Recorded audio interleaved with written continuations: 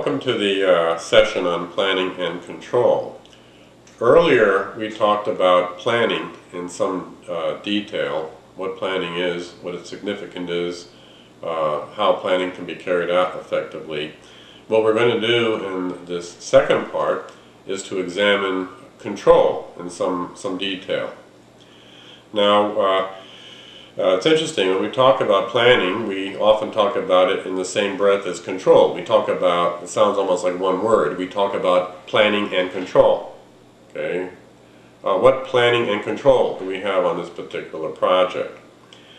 And if you think about it, those two terms are connected because planning and control as activities themselves are connected. We saw earlier that we can visualize a plan as a roadmap, showing us how to get from point A to point B. If the plan is the roadmap, and executing the plan is actually taking our trip from Washington D.C. up to New York City on the roads that we've identified that we need to take, then control is the process of continually monitoring our progress. Okay, how far have we gone? Are we on the right road right now? Okay, how much time will it take to finish up? Are we achieving our travel goals the way we plan to achieve them? Are we taking longer than we thought we should take? Are we moving faster than we thought we should be moving? So control then examines our planning baseline. Baseline is a term we use a lot in project management. It's examining our scheduled baseline and determining to what extent we're actually on target in achieving that baseline. Now, when you take a look at planning, okay, we said that, well, we plan schedules, we plan budgets, we plan for specifications.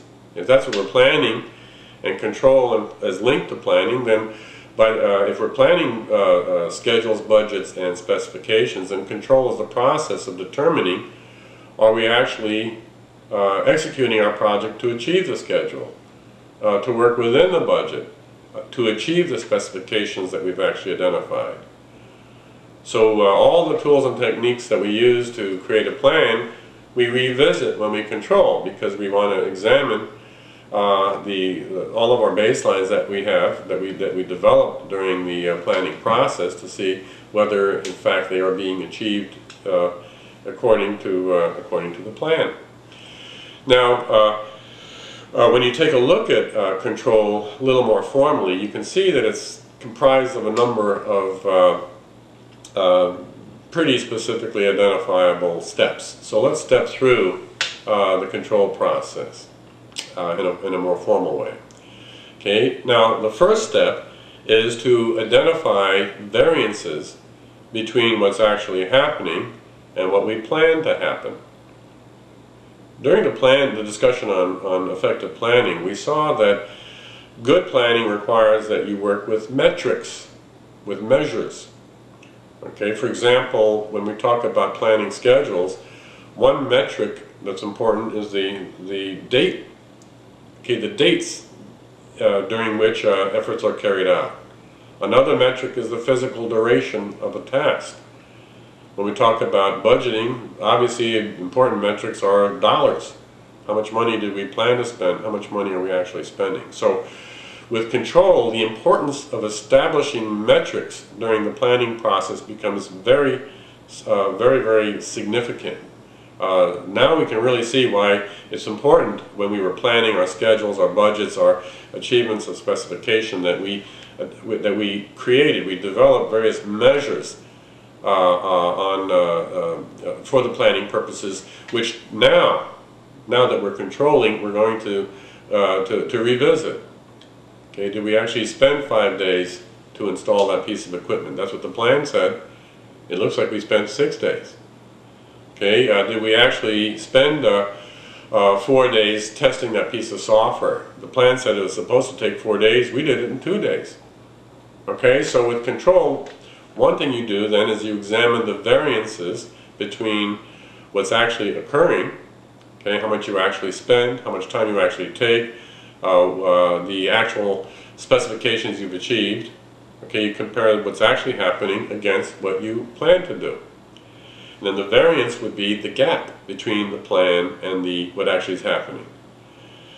Okay, now that gap, the fact that there's a gap may be good, it may be bad. We don't know. So the second step of the control process is to interpret those variances. Okay, I said we were going to do a job in 4 days. We've done it in 5 days. It took us a day longer. Is that bad? Okay, so you have to interpret that. Okay, or does that particular variance lie within the realm of acceptability? Well, plus or minus 1 day we're okay. It's not going to affect our plan anyhow. So we have to determine, is the variance good? Is it bad? Also, when you're looking at these variances, you want to see to what extent are these variances we're seeing here reflecting some underlying problems. If you have 8 months in a row of negative schedule variances indicating you're falling further and further behind schedule, 8 months in a row is a pretty good indicator that you've got a problem on your project. So in looking at these variances, you don't only look at the immediate variance, you look at the pattern of variances to the extent you can discern a pattern in the variances. And then you ask yourself, okay, looking at the individual variance, looking at the pattern of the variance, do we got a problem here? So that's a key issue. Okay. Now the control process. Then first step is to identify the variances. The second step is to interpret these variances. Are these problematic variances? Are they good? Are they bad? This kind of a thing. A third step then is to, if we identify that these are problematic variances, is to actually determine, do we want to take steps to correct the variance if it is a bad variance? Sometimes it's just not worth it. We may be encountering some cost overrun. We'll say, well, we live with it. We have contingency reserves. We can pull money out of the contingency reserves. Let's not spend any energy trying to get things back on budget again for this little component of our project. Okay, or on the contrary, you might say these variances are serious, and if we don't start getting them under control now, we're going to run out of money, or we're going to have a hideous schedule slippage and have to pay penalties for delayed delivery of our product, these kinds of things. So this third step then is to determine, after you've identified the variance, after you've interpreted it, to determine, make a decision, do we need to take corrective action? The fourth step, okay, assuming you say yes, we need corrective action, is to identify what steps need to be taken. Okay, what do you got to do to handle this unacceptable variance that you've identified? So, for example, if you're encountering ever-increasing schedule delays, there are various things you can do. One thing would be to possibly throw more resources onto the project. Let's add more resources and then do more work in parallel. Use more resources to do work in parallel. If you do work in parallel, where you're doing things at the same time, you can compress schedules. Another thing we might do in taking corrective action is to, we call, downscope the project. Okay, throw some of the things out that we said we're going to do. Reduce the scope of the effort. So these are some of the types of actions that we may desire, that we may identify that we need to take if we're going to actually handle these variances. And then the fifth step of the control process is the action step. Okay, in step 4, you identify steps that need to be taken in order to handle the variances. In step 5, then you actually take those steps and then try to bring things back under control. You can say bring something under control. So this is, in a big picture sense, this is an overview of what happens when we talk about project control. Okay, let's look at some specific issues that arise when we step through this process now.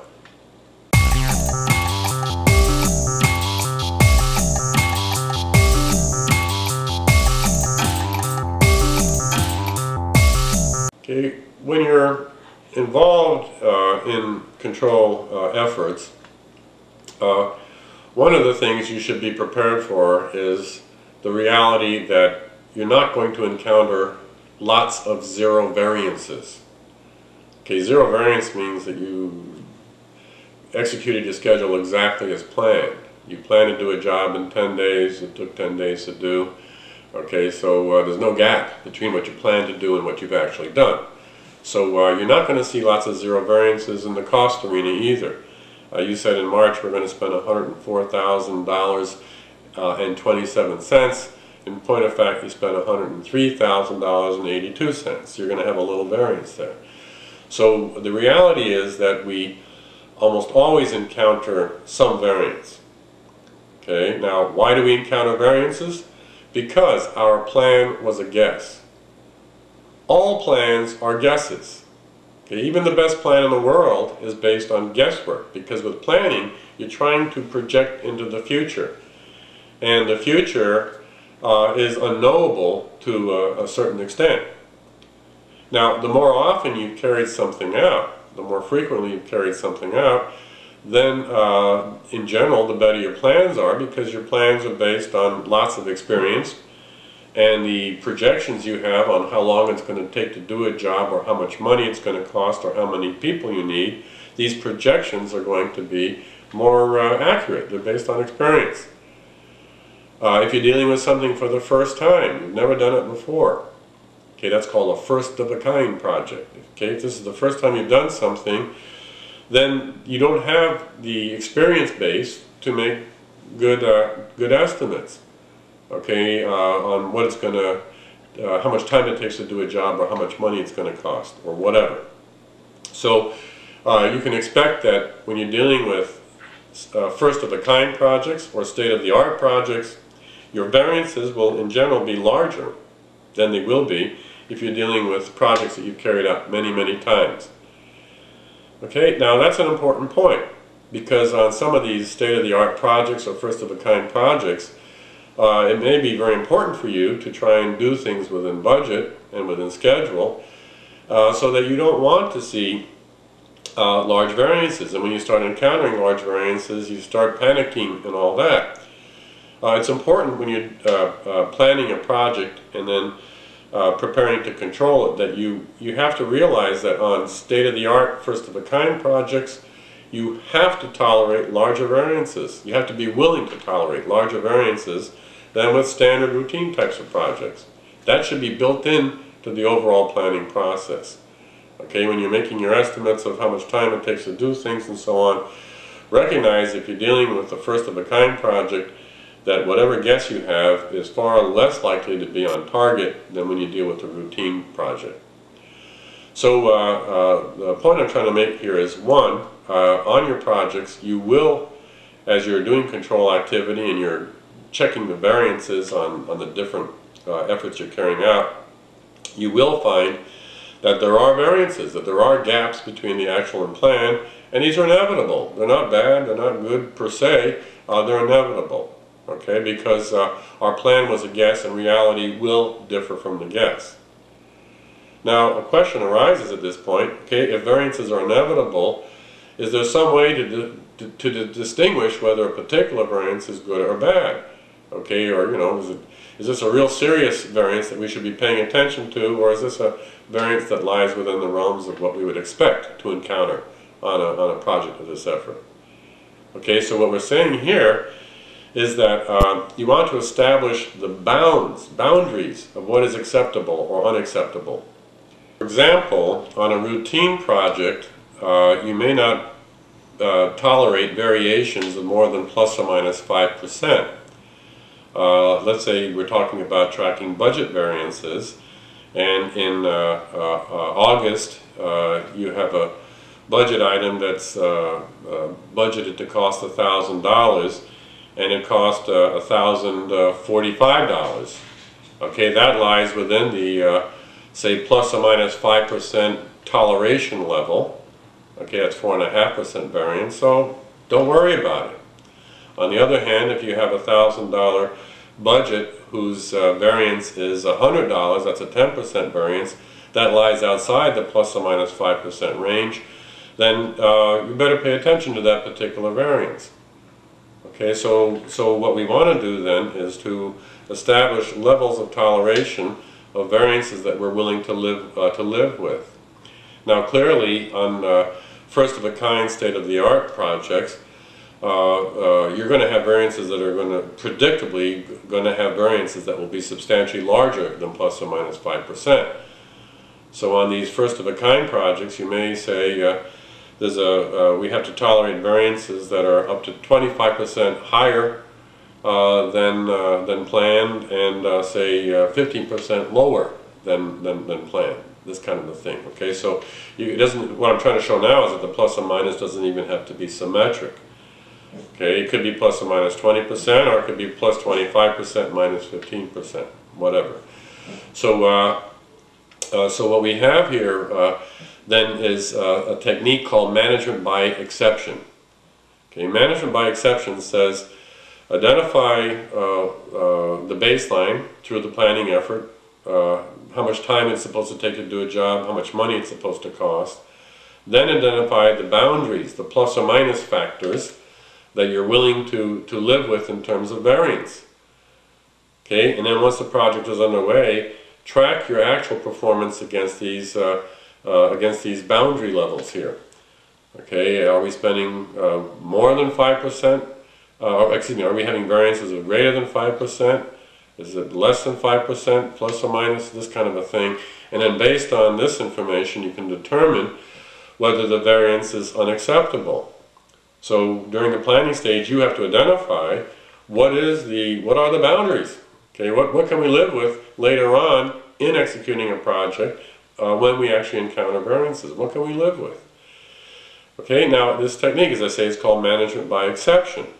And management by exception is the 180-degree opposite of micromanagement. With micromanagement, you have managers running around every time they see any variance from the plan. Why do you have that variance? What's going on here? What's wrong here? Why do you have that variance? Okay, with micromanagement, you're fundamentally disempowering people. Anytime something deviates even a little bit from the plan, you're going in there and you're saying, what's going on here? Okay, that's not good. Management by exception, where you establish a tolerable range of variability, because the variability is it's inevitable. You're going to have variances. The plan was a guess. Reality will be different. So with management by exception, by establishing ranges of toleration of some degree of variability, some gaps from the plan, you're really empowering your workers. You're saying to them, okay, if you have an acceptable variance, I'm not going to second guess you. I'm not going to come in and say, hey, what's going on here? However, if your variance lies outside the range of acceptability, okay, at that point, we got to stop the process momentarily. Let's talk about it. Why do you have a variance that's so large? It could be large, very big, or it could be large, very small. The point is, why does it lie outside this envelope that we've established of upper control limit and lower control limit in terms of acceptable variances?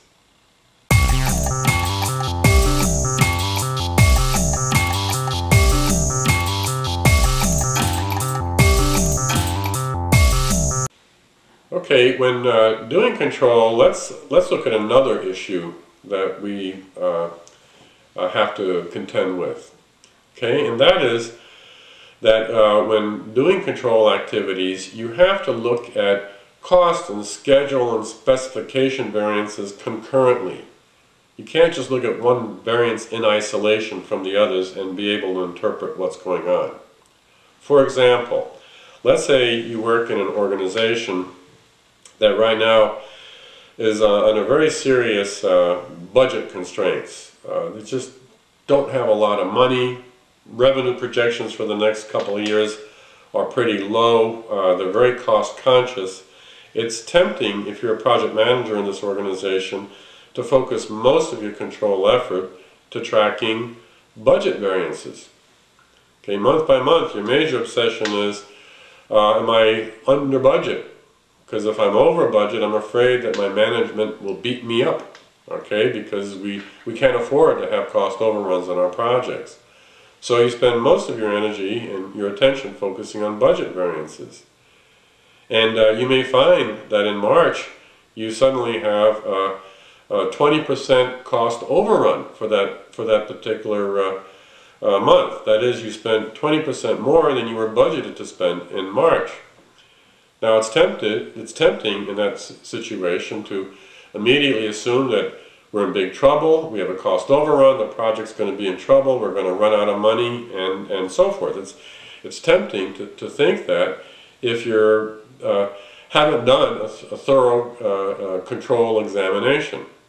Now before you start panicking and saying, oh my gosh, we have a 20% cost overrun, what you should do is to check out schedule performance.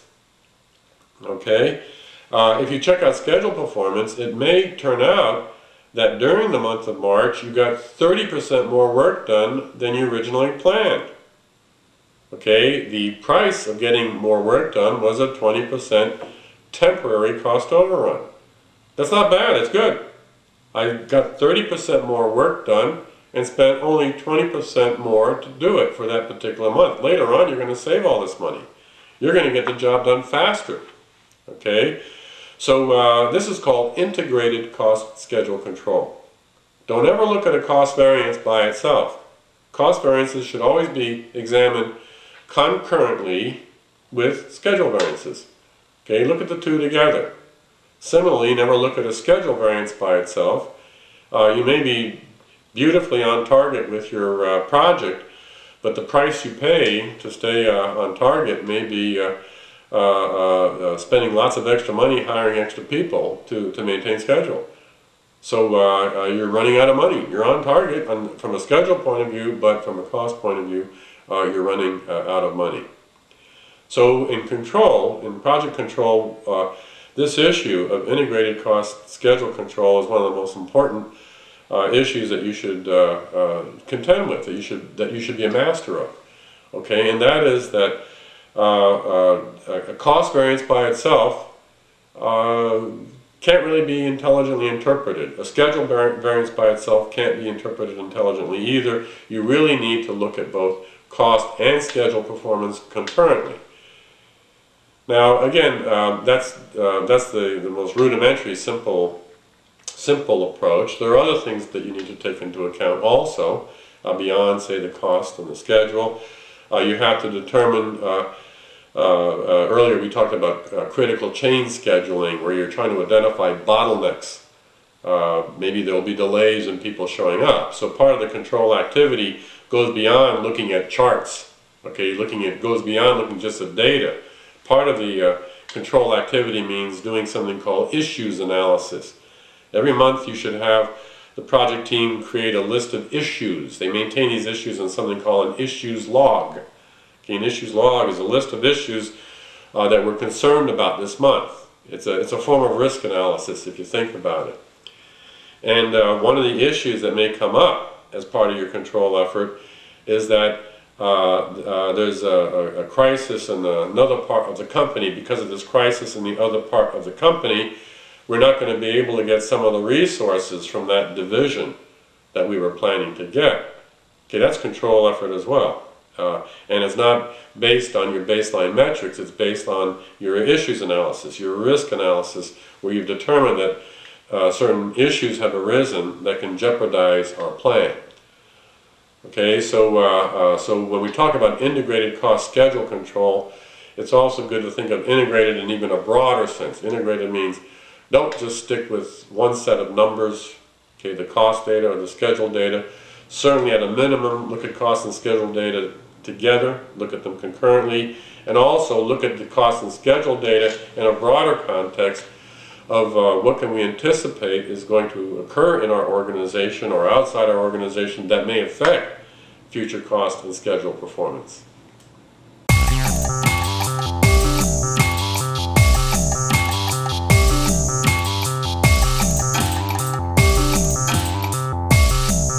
I'd like to spend a few minutes talking about a very formal approach to doing integrated cost schedule control. One of the greatest innovations that we've had in project management since its inception during World War II was the development of something called the Earned Value Management System. Very often we like to abbreviate it EVM for Earned Value Management, or EVMS for Earned Value Management System. But this Earned Value Management System arose in the 1960s in the United States defense community. And it arose in an environment where larger and larger defense projects were being carried out, and as the projects got larger and larger, it became more and more difficult to keep track of how much money we're spending, what our schedule performance is. In general, it was very hard to control these enormously large projects. In today's money, these would be projects, say, $30–40 billion efforts. How do you keep track? How do you keep control? Now, one thing was clear was that on a very large project, a $30 billion project, you're not going to control the schedule by looking at Gantt charts. If you were trying to control the project at a fairly fine level of detail, you might need thousands of Gantt charts just to have a sense of what's happening from a schedule point of view. The Gantt charts are very appropriate on a $100,000 effort or even a $10 million effort, but on a multi-billion-dollar project, you'd be overwhelmed with Gantt charts and you wouldn't know how to make any sense out of them. Similarly, when you're trying to track budgets on a billion-dollar program, you could get overwhelmed. You could have a stack of paper this thick showing different cost data for different levels of the project and so on and so forth. So in the 1960s, then the defense community recognized that they had to develop a better way of being able to engage in cost and schedule control, and then they also realized that to have effective cost and schedule control, you had to do integrated cost and schedule control. So the Earned Value Management System was developed to provide a basis for being able to track cost data and schedule data concurrently. To learn Earned Value Management really requires at a minimum a half a day of sitting down, going through some of the principles. To become a master of Earned Value Management, you may find that you take a course in the Defense Department that lasts a couple of weeks to learn all the intricacies of doing integrated cost schedule control. The basic precepts, though, can be taught in a half a day, and it would require working on a whiteboard, and it would require having people doing hands-on exercises and maybe working with spreadsheets. So I don't have a whiteboard here, I don't have the spreadsheets and the computer turned on at this moment. So what I'd like to do is just give you a summary overview of what Earned Value Management does, so that we can appreciate its importance. Now, this is why am I talking about it now? It's a control tool. It's called the Cost Schedule Control System in many quarters. That was the original name. Before Earned Value Management was given to it, it was called the Cost Schedule Control System, CSCS. Okay, so let's do a quick overview and see what this very effective control process, what it does and what its value is. Now, at the heart of the Earned Value Management System is this concept called earned value. Okay, and earned value is not an abstract concept. Earned value is a physical measure of work performance. Okay, it's a measure of work output. Okay, how much of the job have you done? Now, when the Earned Value Management System originated back in the 1960s, it originated as a cost accounting system. So in Earned Value Management, when we're trying to measure cost and schedule performance, all of our units of analysis are monetary units. In the United States, that's dollars. So we measure everything in dollar terms. Even the schedule performance is measured in dollar terms. Okay, now in order to do this, we've got to come to grips with this concept called earned value. Okay, this work performance measurement. It's a measure of work output. Let's say I'm supposed to be doing a $1,000 work effort in the month of September. It's September and I'm scheduled to do a $1,000 work effort. So that's my planned value, that's my plan, that's my budget, okay, for doing the job. $1,000 budgeted in September to do a given task. Okay, as I'm carrying out the task, I have some distractions, there's some problems, some people didn't show up to help me with the work. And by some mechanism, okay, by whatever mechanism, okay, I don't know the details right now, okay, but by some mechanism, we're able to determine that we've only done 85% of that particular $1,000 task. Okay, so if you've done 85% of a $1,000 task, we say you've done $850 worth of work. 85% of a $1,000 planned effort, this indicates that you've done $850 worth of work. That's the measure of earned value. That's earned value. That's a measure of your work output. How much work did you do? I did $850 worth of work. How much work were you supposed to do? Okay, I was supposed to do $1,000 worth of work. Now, think of those two numbers, okay? On the one hand, I'm supposed to do $1,000 worth of work. I measure my work performance by some mechanism, and I find that I've done $850 worth of work. I've done less work than I was supposed to do. How much less work? Well, I have a gap of $150 work shortfall. Okay, so right away I can see by looking at the work performance measure, my earned value measure, $850, and then looking at my planned value measure, $1,000, I can see I've done less work than I was supposed to do, and I realize I have schedule slippage. Notice I've said nothing here about durations. I haven't said anything about the calendar, I haven't talked about time, but I have talked about work and work performance, and the work I plan to do and the work I've actually done. That's what earned value management does, is it focuses on work performance. If you've done less work than you were planning to do, you have a schedule variance. Okay? And with the earned value management system, these numbers actually appear there. That $1,000, that's no mystery. You created that $1,000 planned value back when you were doing your budget. Your budget said, after you did all the work that you do when you create a budget that we talked about earlier, you take all that work and you say, okay, in September I should be spending $1,000 to do the work that I'm planning to do in September. And then we find out you've only done 85% of that. So you've done less work than you plan to do, you have schedule slippage. Now notice, we haven't talked thus far about how much money you actually spent to do the work. Okay, you plan to do $1,000 of work, you've done $850 worth of work, then let's say you're able to find out how much money did it cost me to do that $850 worth of work. Now that figure there, that's the most difficult figure to compute in the earned value management system. Okay, the actual cost data, that's the most difficult. That data has to come from your accounting department. And your accounting department has to set itself up to be able to report actual cost data for an earned value system. Okay, because what we've identified with this process so far is that we've done, our work output is we've done $850 worth of work. Now what we want to do is to figure out how much money did we spend to do that specific work. I don't want some other data from the organization slipping in there on other money we actually spent. Okay, I want to make sure that the actual cost data we've gathered ties directly to the work performance data we have. Okay, that we haven't left stuff out or included extra stuff. And the only way that can be done is through the accounting system of your organization. So let's pretend you have an organization that has maintained an accounting system that enables you to do earned value analysis, and the accounting system says to do $850 worth of work, you spent $1,700. Okay, that means that you spent twice as much as you should have for the work you actually achieved.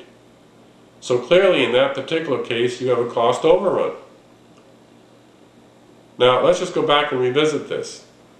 To do this earned value management, you need 3 pieces of information, and your earned value management system must be able to generate this data. One piece of information you've been using for years and years and years. You call it planned cost. With earned value, we've changed the name. We call it planned value. Okay, that's what you were planning to spend, and in our example we said $1,000. Okay, the next measure is actual cost. Let's look at actual cost before earned value. The second measure is actual cost. Now, historically, you're saying, well, I plan to do $1,000 worth of work. My actual cost was $1,700. I have a $700 cost overrun. Okay, well, we're doing things differently here. We're saying, no, we're going to look at that actual cost not against our plan. We're going to look at the actual cost, $1,700, against the actual work that has been achieved, $850. Okay, so our cost overrun is really $850. We spent $850 more than we should have, okay, according at least to our initial estimates of what it should cost to do this job. Okay, so with the earned value management system, cost variances have you looking at actual costs, not against what your plan was to spend. Who cares what you plan to spend? I want to look at my actual cost against my actual work.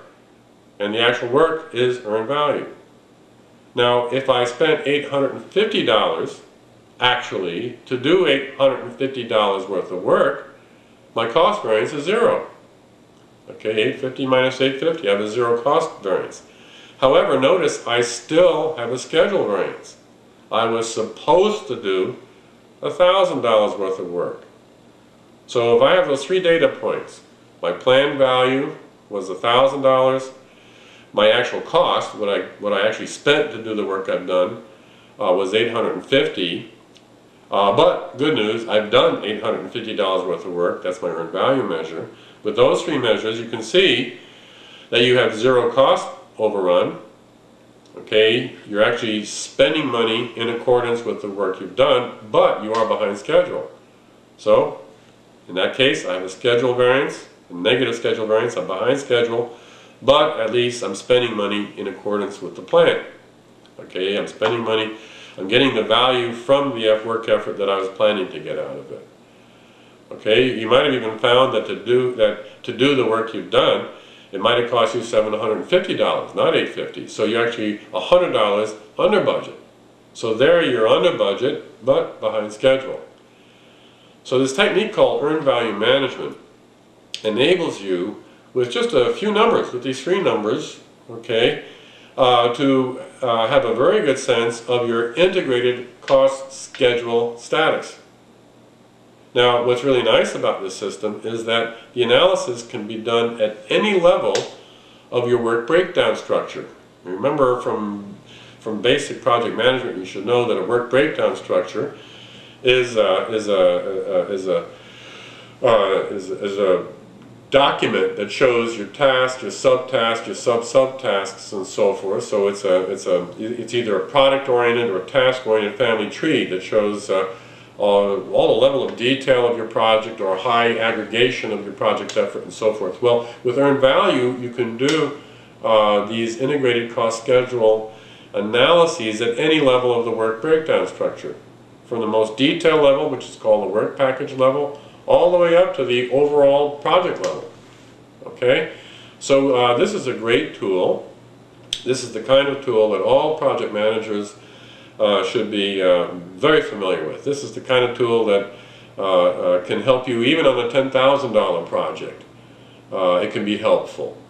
Just as a word of warning, doing the schedule analyses with the earned value management system is really pretty simple. It's very effective even on $10,000 projects, because all you need to know is what was my planned budget for an effort, so that's called planned value, and then you have to come up with some way of assessing what percentage of that planned value have I achieved. Okay, if you study earned value management, you'll see I think the Defense Department has identified 6 allowable ways of identifying what earned value is. Right now I'm just saying, let's pretend you can figure out what portion of what you're supposed to do you've actually done. Okay, if you have that information plus your original plan, then it's easy to determine your schedule status. The word of warning is this, that computing actual cost data is not easy.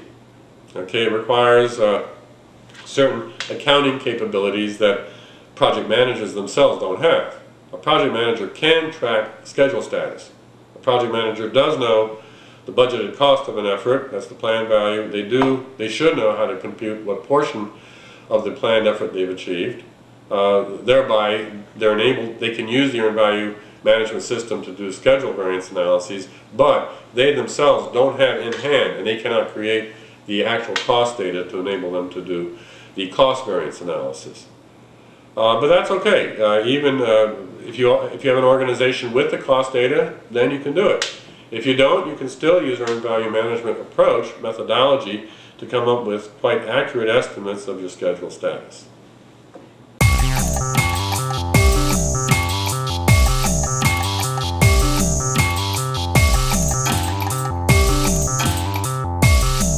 What I'd like to do now is to differentiate between two concepts that a lot of people confuse. And that's to differentiate between the concept of control and the concept of evaluation. On the one hand, control and evaluation have some things in common. On the other hand, they really are quite different things. So let's spend a few moments trying to differentiate evaluation and control so that we can see how they really do entail different sets of activities, and the consequences of evaluation and control can be quite different as well. Now, as we've seen, control is a process of continually monitoring progress. Okay, and you're monitoring progress against your baselines, against your planned effort. And as we saw in the earlier discussions, that a lot of this focuses on monitoring budget performance and schedule performance, and are we achieving our specifications as planned. Okay, so control then involves this continual monitoring. Again, I like to have these mental images of what's going on, and I visualize somebody with their finger on the pulse. Okay, if I have my finger on the pulse, I can determine my heartbeat. I'm getting feedback on the performance of my heart. Okay, that's control. Now, when we talk about this continual monitoring, we saw earlier, some of it means tracking data. Okay, my actual budget versus my planned budget, my actual schedule performance versus planned schedule performance.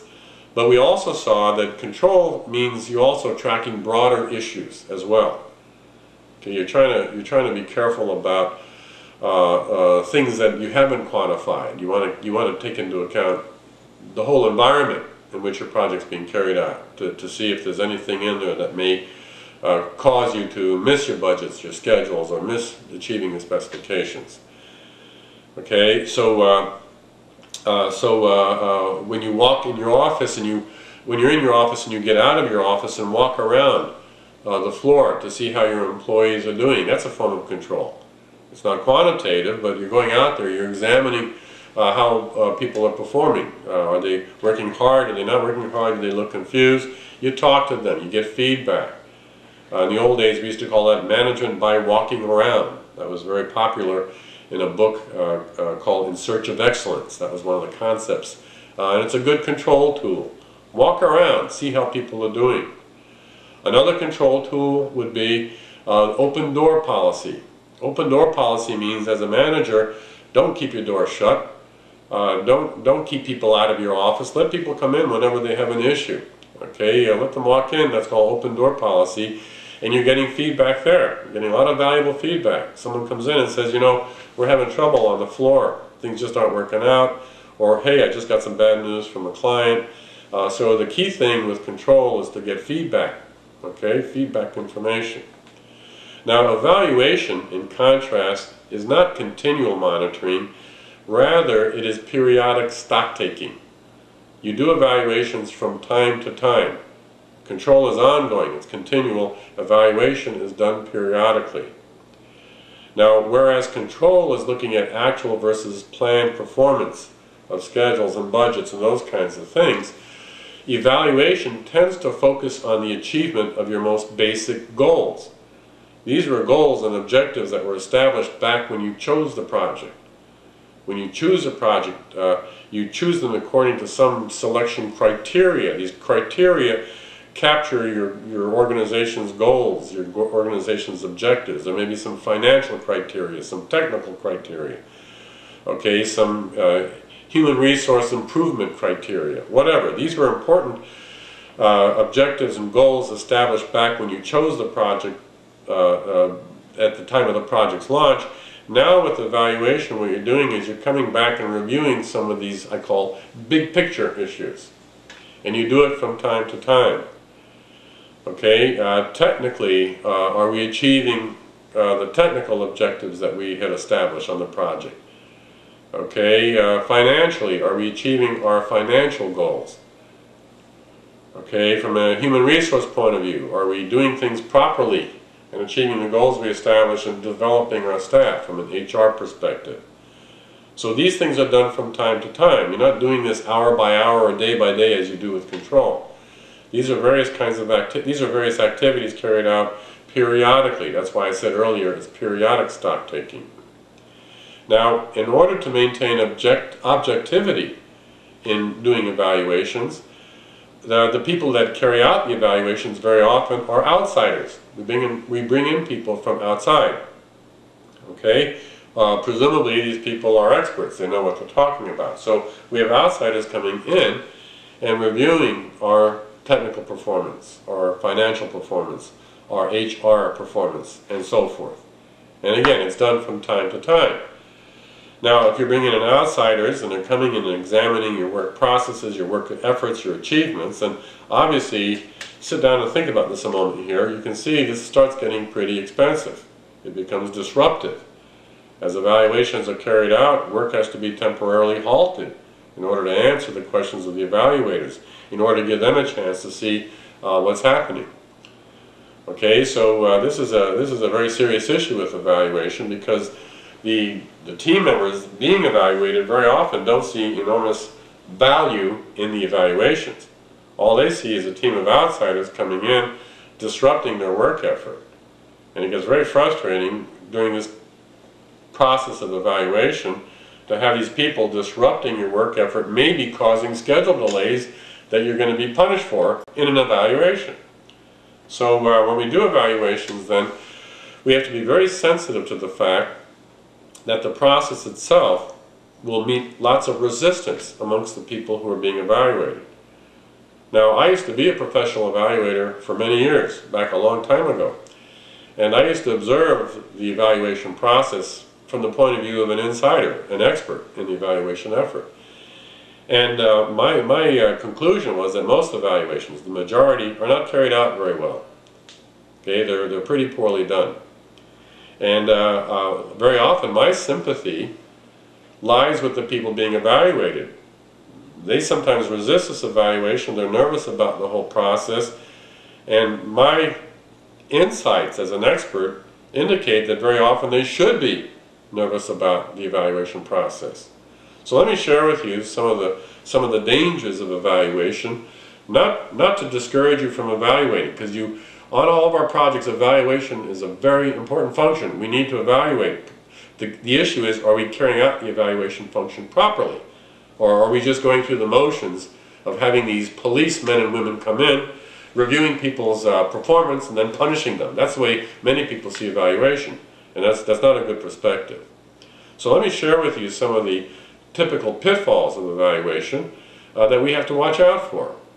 Okay, one pitfall is that these teams of outsiders we're bringing in may be viewed as the enemy by the team of people being evaluated. Okay, the people being evaluated might start becoming a little paranoid. They might start asking, who chose these outside evaluators? Okay, what criteria were chosen? Were these evaluators chosen by our enemies? Were they chosen by our friends? If we think they were chosen by our enemies, then of course we're going to be concerned that the evaluator's real job is to somehow punish us, not to help us, this kind of a thing. So that's one serious concern that we've got to address. The people being evaluated get sometimes a little paranoid. They want to know who chose these people, what were the criteria that were used to choose them, what instructions have the evaluators been given. You know, in the United States, we're all familiar that policemen, traffic policemen and women, basically in certain municipalities are given a quota. They got to issue a certain number of traffic tickets. So they're going to go ahead and do everything they can to find people who are breaking the law, who are speeding, this kind of a thing. And sometimes we get nervous about that. Okay, so what instructions do these evaluators have? Are they going to be rewarded by finding lots of problems? Okay, is that what they were said? Find the problems and so forth. So those are some other issues. I mentioned earlier another predictable problem with these evaluations is that they do tend to be disruptive. The evaluation team may come onto the project site just at the moment that an important test is supposed to be run. And now the test has got to be postponed as the evaluators come in and they take up our time. It's also disruptive in the sense that it is taking our time. And to the extent that we project team members are trying to help out the evaluators answer their questions, our work isn't being done. So the evaluation process can disrupt us and may jeopardize our ability even to achieve our own schedules. Okay, another issue. These evaluators that are brought from the outside, are they really competent? Some of the scariest experiences you can have on a project is when you're going to be subjected to a very important evaluation. Your salary may be dependent upon the results of this evaluation. Your job security may be dependent on the evaluation. And when the evaluators come in, it becomes clear in 10 minutes that these people aren't qualified. They're not qualified to sit in judgment of you. Okay, they're not competent. So that's scary. Okay, do I have qualified people? Even if these people are qualified, here's another predictable problem. Even if these people who are evaluating you are qualified, it's going to take a bit of effort for them to get up to speed because no matter what, they are ignorant in some measure. I don't mean ignorant stupid, I mean ignorant about your work environment. So they got to spend some time getting up to speed on your work environment. They're ignorant about your technical progress. They got to get up to speed about where have you come from so far, where are you supposed to be. So because of this level of ignorance, again, they're going to take a lot of your time, the team members' time on the project team, trying to get up to speed and catch up with these things. My point here is that evaluations can become unhinged. They can become ineffective because of these kinds of problems that I've mentioned. And these problems are universal. Okay, I saw them 30 years ago, I still see them today when people carry out evaluations. So these are predictable problems, and my philosophy of life is if you can predict something's going to be a problem, then fix it. If it's predictable, then do something about it. And in evaluation, we have done something about it. Back in the 1960s and 70s, IBM Corporation invented a technique of evaluation called a structured walkthrough. And it was designed to deal with a lot of these problems that I've mentioned here. Okay, and here's the key to the structured walkthrough. The key is that the people who are going to be evaluated actually physically carry out the evaluation. They're charged with running the evaluative effort. Okay, now that may make a lot of managers very nervous. Well, how can you give power to the people who we're trying to check? Maybe they're going to change the results to make themselves look good, or they're not going to do a serious evaluation and so forth. So the people at IBM who invented structured walkthroughs, they were aware of these kinds of issues. So we're going to empower the people who are being evaluated to run the evaluations, but we're also going to put some checks and balances on the process. So let me just quickly step through how structured walkthroughs work, and I think you should see that this is a pretty clever way of doing evaluations that are much more friendly than bringing in these outsiders who are strangers who don't know what's going on and who may not even be competent. So here's how the structured walkthrough process works. First, the people who are being evaluated get to choose their evaluators. They get to choose their judges, as it were. Now, you might say, well, they'll choose their best friends. And, well, we won't let them choose their best friends. There are various ways we can help them choose their judges. One way is to find a list, create a list of qualified people, a long list, and let them choose, say, 5 people out of that list. That way they don't have to worry about their enemies being chosen. They're not going to choose their enemy, but everybody on that list, say there's 25 people on the list, they have to choose 5. Everybody has already been determined by the company or the government agency to be qualified. Okay, so you get to choose 5 out of 25. That way you can choose people who will be friendly. Don't be paranoid, that kind of a thing.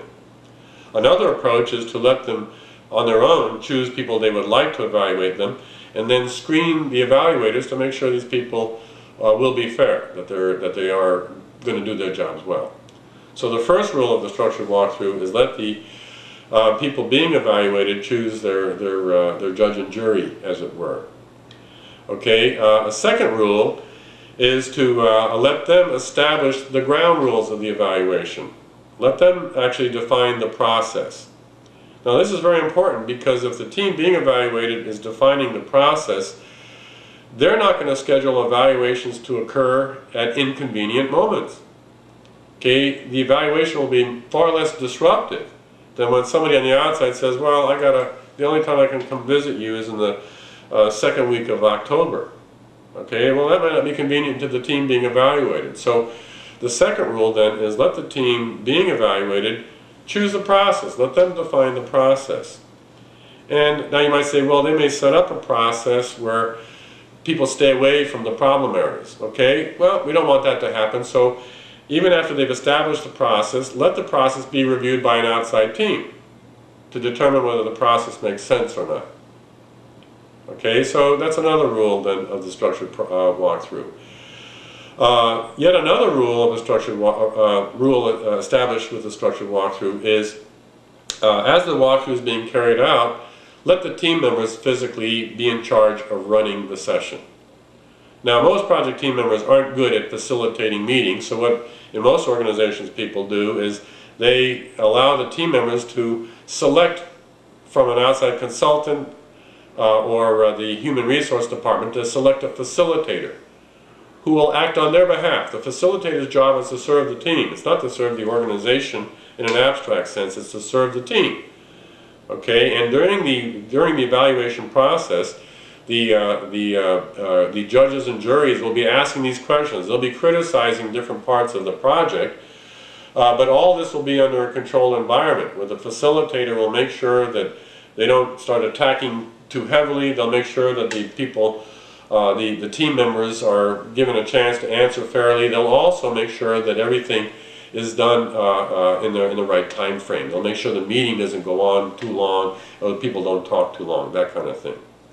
The most famous rule of the structured walkthrough is during the evaluation process, don't let powerful managers sit in the session, because these powerful managers are intimidating to the team members. Okay, how honest will a team member be in confessing that there's some problem if these powerful people who will determine their salary and their job security are sitting in the room? So that's the most famous rule of all. And then more recently people said also it's probably not a good idea during these evaluation sessions where we want honesty to have customers present either. Okay, because how honest are you going to be about your problems if the customer is sitting there? Or during the evaluation, the customer may see everyone starting to criticize you, and then they may start criticizing you. We don't want that. Okay, we have occasion to update our bosses, and we have occasion to update our customers later on when we can bring them solutions. We don't want them to be there as all these problems are being surfaced, because that is basically constraining people from being honest. So what we've seen here then is we have evaluation, we have control, and at the one hand they seem to be similar. What do they have in common? Both of them are based on feedback. Both of them look at feedback on performance to see whether or not the project's in trouble, whether or not we should go ahead, whether we should adjust our behavior. Okay? However, control looks at a lot of the details, the day-to-day types of details. Evaluation, we've seen, is taking a bigger picture view. It's doing major stock taking. Are we achieving our most significant goals, objectives?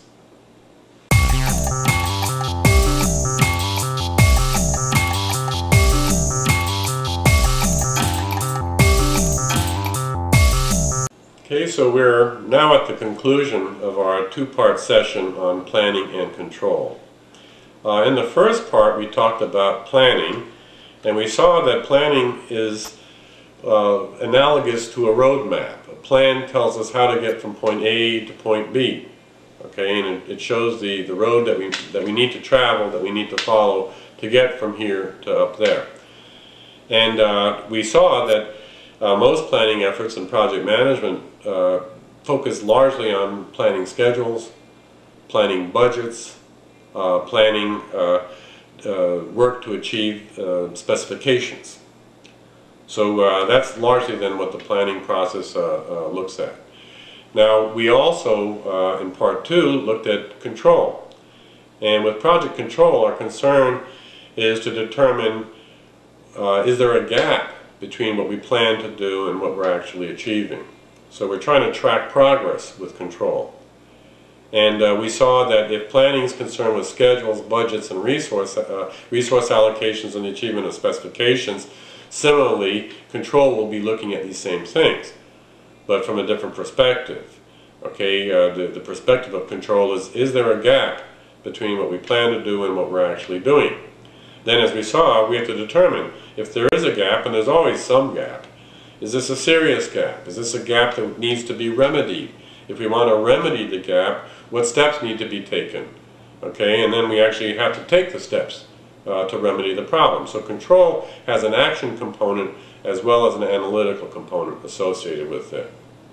Okay, and in the very end, in our discussion of control, we also brought in this concept of evaluation. And we saw that evaluation, like control, serves a feedback function. Control provides us feedback, okay, in order to guide us on future directions. So does evaluation. But while control looks at the details of the plan, the schedules, the budgets, resource allocations, the definition of needs, requirements, specifications, those kinds of things, evaluation takes a bigger picture view. It's taking a look at the bigger picture goals and objectives that we've established for carrying out the project and trying to determine from a big picture point of view, are we fundamentally